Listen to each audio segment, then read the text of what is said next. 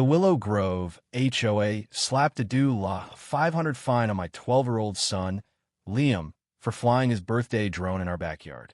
The HOA president, Margaret Hensley, stood on my porch, her face twisted with fury, while VYing a packet of fake legal papers about airspace violations that don't exist in any federal code. She had no clue she was picking a fight with the guy who writes FAA drone regulations for a VYing. What started as her bullying my VYing kid spiraled into the wildest legal showdown this sleepy suburb had ever seen. Drop a comment where you're reading this from. This could happen in your neighborhood. When it comes to airspace law, I didn't just play the game, I wrote the rulebook. 6 months ago, we moved to Willow Grove after losing my wife, Emily, to cancer. It was Liam's 12th birthday, and I'd wrapped his drone in paper dotted with tiny rockets, his favorite.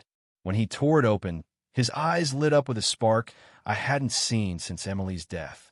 "Dad, Mom always said I could be an engineer like you, right?" he said, his voice catching. I nodded, choking back tears. It was the first time he'd mentioned her without shutting down.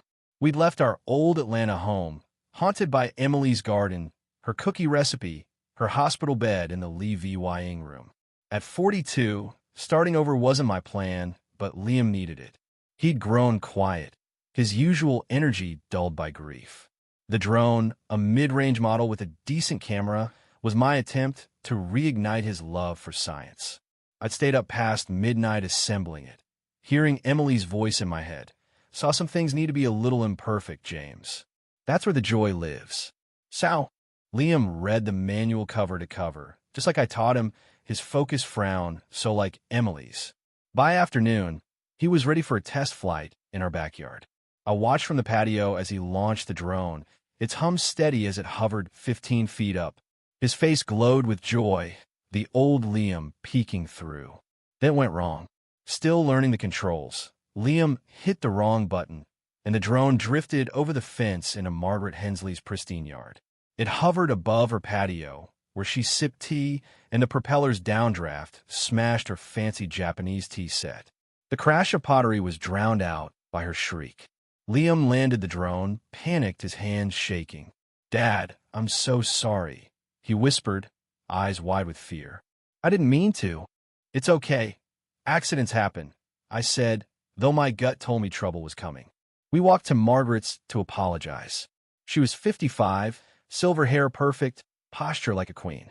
Her late husband, a local politician, left her to rule Willow Grove's HOA like her personal kingdom. She met us at her door, phone in hand, snapping photos of the shattered tea set. "Your spite of VYC invaded my privacy and destroyed a 2000 ceramic set from Tokyo," she snapped. I kept calm. "We're sorry, Margaret. Liam's just learning.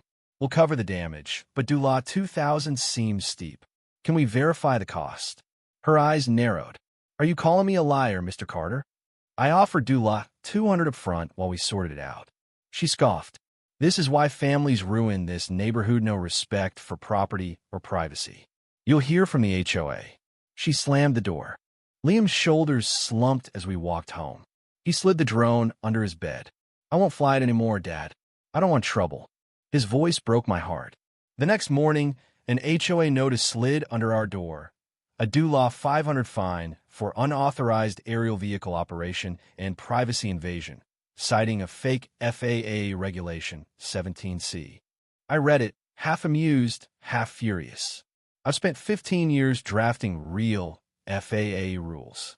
Margaret had no idea who she was messing with. I took a day off as FAA Deputy Director of Legal Affairs.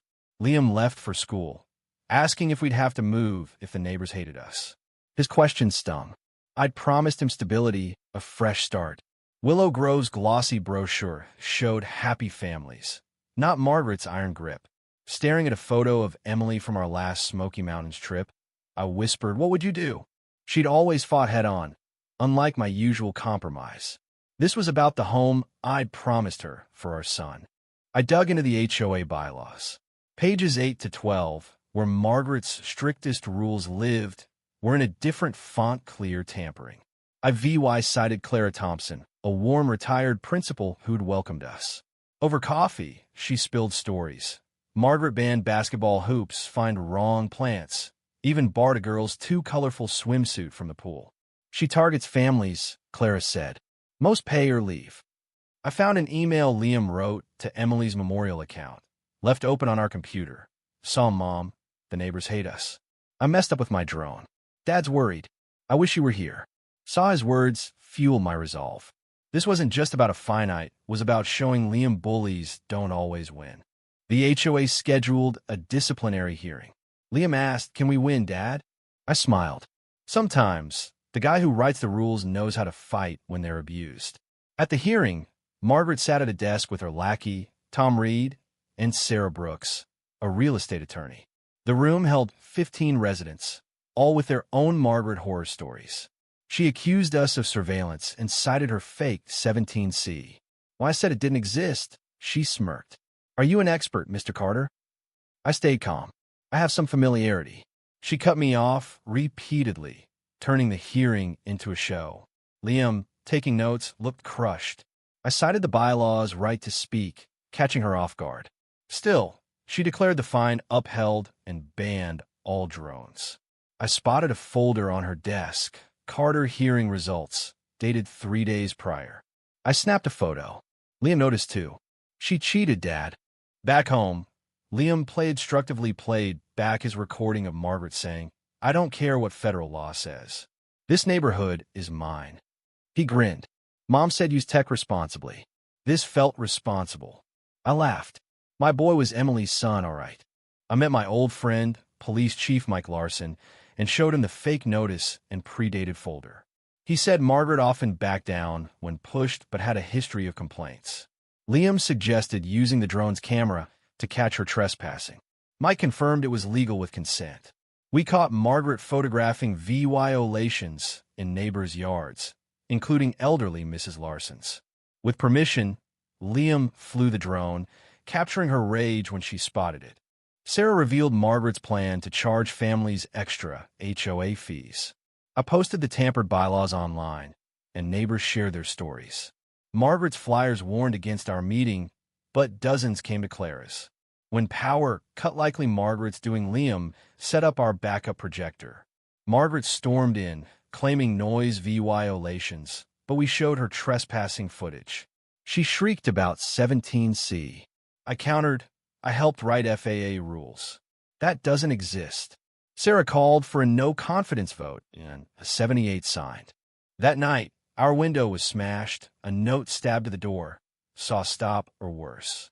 Saw Mike found fingerprints linking to Margaret's cousin, a thug. Liam's idea to use my FAA test drone's infrared camera caught Margaret swapping ballot boxes. Mike arrested her mid-crime. She filed an injunction, citing 17C. In court, I debunked her lies, played Liam's recording, and showed her fraud. The judge denied her injunction and referred her for charges. Margaret was ousted, Sarah took over, and an audit found Dula 30,000 misappropriated. She apologized, admitting grief-fueled anger, and moved away. Liam, wise like Emily, said she was lonely. Should we forgive her? We started a drone club, and as Liam flew at sunset, he grinned. "I just need to fly free with you, Dad." Sometimes it takes knowledge, patience, and courage to break in VY Cybele walls, not just in the sky, but in life.